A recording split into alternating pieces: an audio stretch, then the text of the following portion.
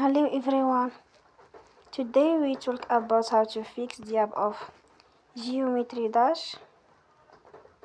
We will go to settings, then we click on apps. After that you will search the app Geometry Dash and we click the wheel on for stop. After that you will go to storage, then we click on clear cache. In the end, turn your phone and you will recharge your phone again. Don't forget to support us by like and subscribe. See you next time and thank you for watching.